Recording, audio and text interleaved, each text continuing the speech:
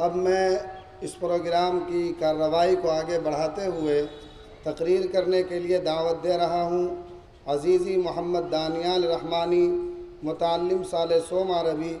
ان کی تقریر کا عنوان ہے یوم جمہوریہ اور ہماری ذمہ داری، اور ان کا وقت ہے 3 منٹ۔ بسم اللہ الرحمن الرحیم وبہ نستعین۔ مشفق و مربی، اساتذہ کرام و مہمانان اعظام اور سامنے تشریف فرما قابل قدر ساتھیوں، یوم جمہوریہ ایک قومی دن ہے جسے ملک بھر میں جوش و خروش کے ساتھ منایا جاتا ہے۔ 26 جنوری خوابوں کی تعبیر کا دن ہے، اور خوابوں کی تعبیر کے حوالے سے یہ یوم احتساب بھی ہے۔ یعنی ہم غور کریں اور سوچیں کہ ہندوستان کن خوابوں کی تعبیر تھا اور وہ خواب کس حد تک پورے ہوئے۔ یوم جمہوریہ ایک قومی دن ہے جسے ملک بھر میں جوش و خروش کے ساتھ منایا جاتا ہے۔ اس دن کی اہمیت یہ ہے کہ حکومت ہند ایکٹ جو 1935 عیسوی سے نافذ تھا، منسوخ ہو کر باضابطہ دستور ہند کا نفاذ عمل میں آیا اور دستور ہند پر عمل آوری شروع ہوئی۔ دستور ساز اسمبلی میں دستور ہند 26 نومبر 1949 عیسوی کو پیش ہوا اور 26 جنوری 1950 عیسوی کو اس کے نفاذ کی اجازت دے دی۔ اس طرح دستور ہند کے نفاذ سے ہندوستان میں جمہوری طرز حکومت کا آغاز ہوا۔ عزیزان گرامی، آبادی کے لحاظ سے ملک ہندوستان دنیا کی سب سے بڑی پارلیمانی غیر مذہبی جمہوریت ہے۔ اس کے دستور و آئین کے کچھ اہم امتیازات ہیں۔ یہاں کے شہریوں کو خود اپنی حکومت منتخب کرنے کا پورا حق حاصل ہے، اور یہاں عوام ہی کو سرچشمہ اقتدار و اختیار مانا جاتا ہے۔ اس طرح تمام باشندے بلا تفریق مذہب و ملت ایک مشترکہ جمہوریت کی لڑی میں پرو دیے گئے ہیں۔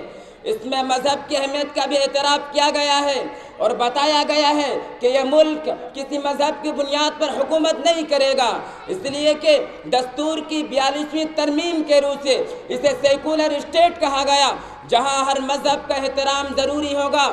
مذہب کی بنیاد پر کسی شہری کو شہریت کے حقوق سے محروم نہیں کیا جائے گا، اور ہر شہری کو ملکی خدمات سے فائدہ اٹھانے کا بھرپور موقع ملے گا۔ اسی لیے شاعر مشرق علامہ اقبال نے فرمایا تھا کہ مذہب نہیں سکھاتا آپس میں بین رکھنا، ہندی ہے ہم وطن ہے ہندوستان ہمارا۔ آئین کے روح سے ملک ہندوستان، آئین کے روح سے ہر ہندوستانی قانون کی نگاہ میں برابر ہے۔ ہر شہری کو آزادی رائے، آزادی خیال اور آزادی مذہب کا اختیار حاصل ہے۔ اقلیتوں کو بھی دستور میں ان کا حق دیا گیا ہے کہ اپنے علیحدہ تعلیمی ادارے قائم کریں، اپنی تہذیب و تمدن اور اپنی زبان کو نہ صرف قائم رکھیں بلکہ اسے مکمل فروغ دیں اور اپنے مذہب کی تبلیغ و اشاعت کریں۔ امت اسلامیہ کے سپوتوں، اہل لغت کے تشریح سے معلوم ہوتا ہے کہ اردو زبان میں جمہوریت کا لفظ اپنے عربی ماخذ الجمہور کے لغوی مفہوم کی بنیاد پر مشہور ہوا ہے۔ اس کے معنی اپنے ماحول سے بلند تر اور اکثریت کے ہیں۔ عام بول چال میں جمہوریت سے مراد اکثریت کی مرضی کی حکومت ہوتی ہے۔ عزیزان گرامی، آئین ہند کی اہمیت سے انکار نہیں، وہ تمام ملکی قوانین کا منبع ہے۔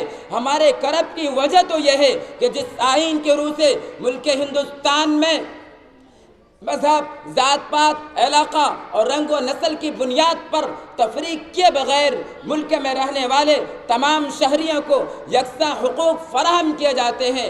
آج ہم ان آئین کی پرواہ کیوں نہیں کرتے؟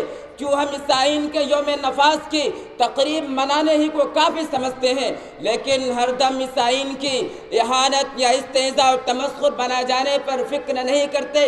امت اسلامیہ کے غیور نوجوانوں، آج ملک میں جو حالات پیدا کیے گئے ہیں اور رہ کر اقلیتوں، غریبوں، کمزوروں اور ناداروں کے ساتھ ظلم و ستم کے پہاڑ ڈھائے جا رہے ہیں اور اس طرح کی خبریں اخبارات کی سرخیاں بنتی ہیں، تب ہماری ذمہ داریاں غیر معمولی بڑھ جاتی ہیں کہ آج یوم احتساب کے موقع پر ہم سب اپنا جائزہ لیں کہ ایک دوسرے کے ساتھ ہمارا کیا معاملہ ہے۔ آج اگر یوم جمہوریہ کے اس مبارک موقع پر ہم نے یہ عزم نہیں کیا کہ غریبی، نفرت، جہالت، عداوت کو مٹا کر دم لیں گے اور ایک ہو کر متحد ہو کر یہ شعر نہیں گنگنائیں گے تو ہمارا یوم جمہوریہ منانا نہ منانا برابر ہے۔ علامہ اقبال نے فرمایا تھا، نہ سمجھو گے تو مٹ جاؤ گے اے ہندوستان والو، نہ سمجھو گے تو مٹ جاؤ گے اے ہندوستان والو، تمہاری داستان تک بھی نہ ہوگی داستانوں میں۔ ہندوستان زندہ باد، ہندوستان پائندہ باد، وما علینا الا البلاغ۔